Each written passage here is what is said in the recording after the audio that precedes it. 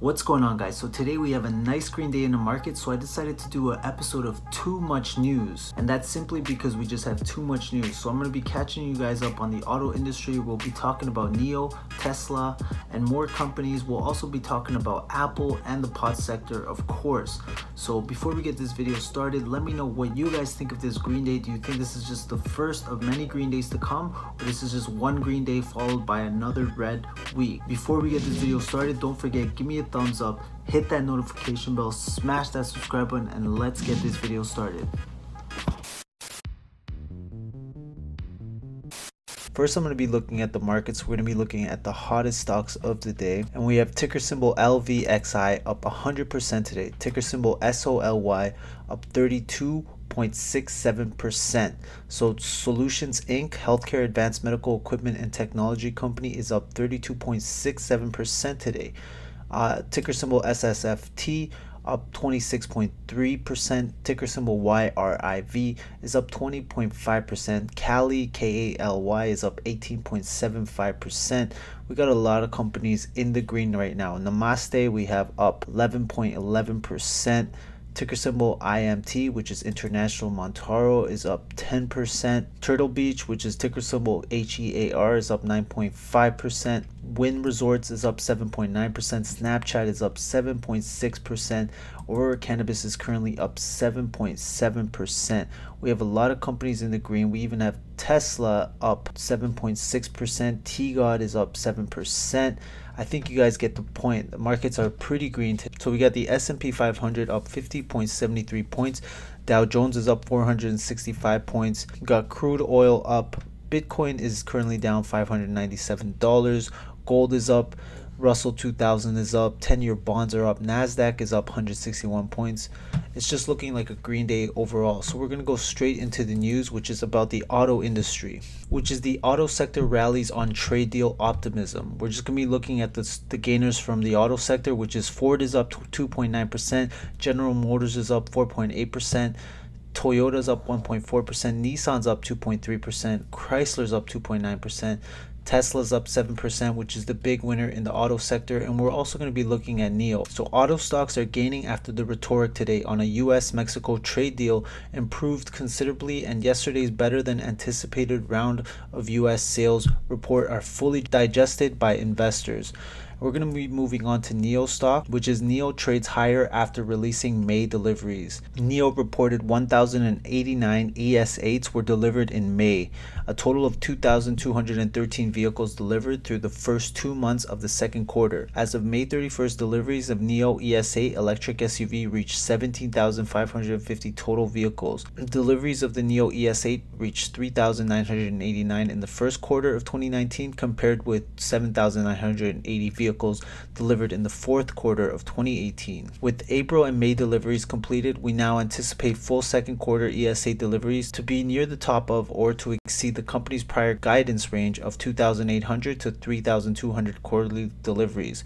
We're also pleased that the ES6, our 5-seater sporty high-performance premium electric SUV, is on schedule to commence deliveries to users later this month. And NIO shares were up 3.7% at $3.07 Tuesday morning. And now we're going to move on to some Tesla news, which are May sales are in. Tesla has 80,000 units within sight for Q2. So we now have most countries reporting May month unit sales. Tesla sales were likely more than 24,000 for May, up from 20,000 in April. My model now has June at 36,000 for an 80,000 total for Q2. That's below management's guidance for 90,000 to 100,000. However, it's up from my previous estimate, as well as 63,019 sold in Q1. So 80,000 is neither good nor the worst case scenario either. The problem here will be margins. So there you have it. Tesla is estimated to deliver a total of 80,000 cars in Q2, which is below what their management guidance was at 90 to 100,000. We're going to move on to China could make or break the case for Tesla stock. So the trade war will likely come to an end at some point. Tesla may even shore up its demand eventually, but given a slowdown in global economic growth and Tesla's consistent cash burn, the market has limited patience. Loop Ventures estimated Tesla bought itself some time with its recent capital raise, but it still needs results sooner than later. Our high-level math suggests that recently raised $2.7 billion gives a 2-year cushion if deliveries come in at 300K for both 2019 and 2020. If deliveries fall below 300K in each of the next 2 years, the cushion will be less than 2 years, Munster says. If Tesla's share price continues to fall, the next capital raise may be difficult or impossible. Tesla doesn't need to fix its China problems this quarter or next quarter. However, without China as part of the story, Tesla stock could be in trouble in the long term. Munster said there are 2 concerning trends in China for investors of Tesla stock. First, Chinese import tariffs could negatively impact Tesla. Some analysts are expecting Tesla to be exempt from new tariffs, but China has yet to address the issue. Tesla's brand could get sucked into a Chinese consumer boycott against American companies. Last week, Citi said its latest research suggests Chinese consumers are already shifting their demand preference away from American companies like Apple. So even if trade resolutions passes, there's no guarantee Chinese consumers won't maintain their resentment against American companies like Tesla. And we're going to move on why Carter Worth is bullish on Tesla. So he said Tesla typically overshoots and undershoots the market, and it's currently trading so low that it has become a buying opportunity because it's reached its 2016 low. The stock is trading below its 150-day moving average, and it has traded so low below its trend line only once since the IPO. Traders should cover short positions and open small speculative longs, said Worth. Tesla stock closed at $178.97 per share. And that's it for the auto industry. We're going to move on to something else, which is Samsung deal could help AMD stock pass the $34 per share level. So investors have yet another reason to want AMD stock. The equity surged ahead by as much as 8% recently as news of an agreement with Samsung sent AMD stock higher. So now the question becomes whether the stock can move past last fall's high of $34 per share thanks to the Samsung deal and other factors.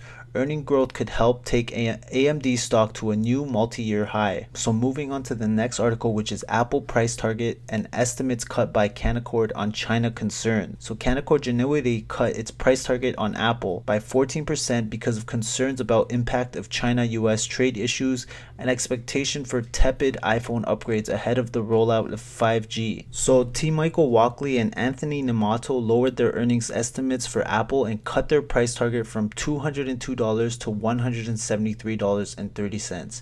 Apple shares were up 2.73% to $178.03 on Tuesday, rebounding from a sharp decline on Monday on concerns about government investigation into its business. The analysts wrote that they believe that Apple will trade at a lower multiple because of slower earnings growth due to US-China trade tensions that could lead to Chinese consumers buying fewer Apple products, as well as their surveys showing that consumers will likely hold onto their phones for longer as they await new 5G iPhones coming out in 2020. We're going to move on to some more Apple news, which is developers sue Apple over App Store practices. So 2 app developers on Tuesday sued Apple Inc. over its App Store practices, making claims similar to those in lawsuit brought by consumers that the US Supreme Court recently allowed to proceed. So California-based app developer said that Apple engaged in anti-competitive conduct by allowing the download of iPhone apps through Apple official App Store. Apple also requires developers to price their apps in tiers ending in 99 cents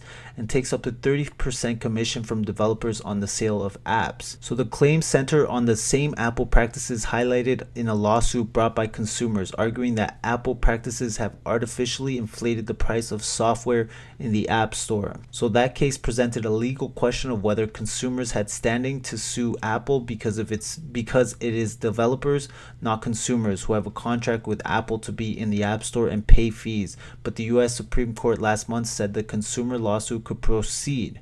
So courts have not yet ruled on the merits of either case. The lawsuits are playing out as regulators in the European Union have received a complaint about Apple's streaming music rival Spotify technology. So Spotify has said that Apple's App Store policies make it unduly difficult to compete for paying subscribers against Apple Music. Apple did not immediately respond to a request for comment on the lawsuit. The company has said it enforces its App Store rules even-handedly, regardless of whether it competes with app makers and many competitors such as Microsoft Corp's email apps thrives on the App Store. Apple has also emphasized that free apps that do not use its billing system are hosted and distributed at no cost to developers beyond a $99 fee to be a part of its developer program.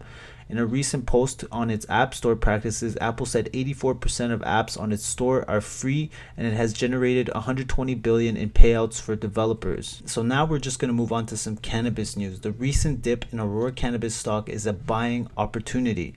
So it remains puzzling to me to see the vast majority of analysts, financial writers, and commentators and the market in general continue to fail to understand that management at Aurora Cannabis has chosen a different route to growth and profitability, and I believe over time it's going to vastly outperform its competitors. What's on particular note is when a peer makes a specific type of move that attracts media attention, almost immediately we see the attention swing to Aurora in order to point out it isn't doing the same thing. The fact is, if I wanted to invest in one of those types of companies, I wouldn't be taking a position in Aurora. So Aurora's low valuation remains a buying opportunity. While the financial media continues to pile on Aurora, recently driving its share price down, it maintains its adherence to its business model, which in my opinion has resulted in it being vastly undervalued when compared to its competition. For example, when using price to sales ratio as a metric, its approximate 67 is far below the chief competitor Canopy Growth, which is a hefty 133 plus.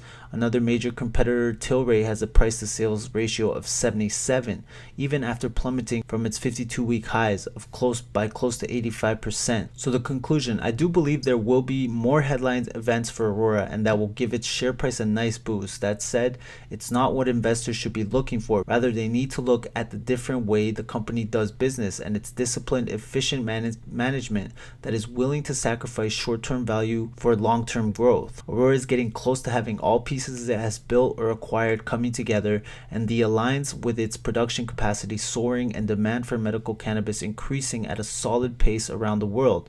It'll continue to sell into recreational pot market in Canada, and it may even increase its current 50-50 ratio of medical versus recreational cannabis in the next couple of quarters. So it's only a matter of time before Aurora permanently breaks out, and when it does, I think it's going to catch a lot of naysayers by surprise because of their focus on recreational pot and the expense of much more lucrative and longer lasting medical cannabis market. And now we're going to move on to 4 CBD stocks to win big in June, and we're just going to go straight to these companies, which one of them is GW Pharmaceuticals, next one is Canopy Growth, Aurora Cannabis, and Hexo. And then we're going to move on to the Alkaline Water Company reports record monthly sales of $3.8 million.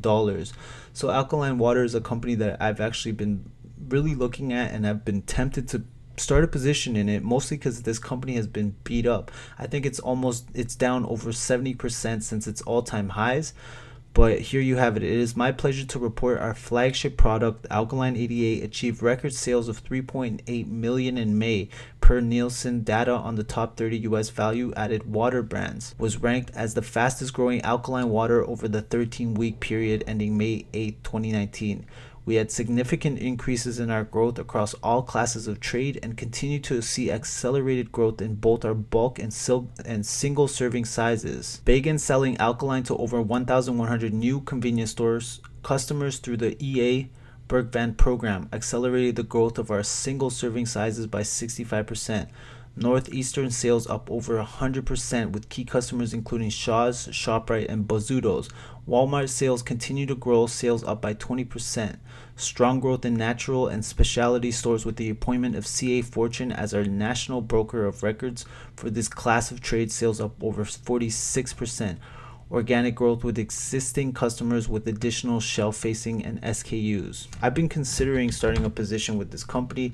I just haven't been able to pull the trigger yet, and as you can see, Alkaline is currently sitting at $2.22, up 6.7% today, and they're definitely at the bottom of their 52-week low. They're below my red line, which I considered a strong buy, anything below that line. So at this point, I'm really thinking whether I should start a position in this company or not. Anyways, that's it for now, guys. I hope you guys enjoyed this video. If you did, don't forget, leave me some comments in the comment section. Let me know your thoughts and opinion on today's news. Also, if you enjoyed this video, don't forget, give me a thumbs up, hit that notification bell, smash that subscribe button, and I'll see you guys next time. Bye bye.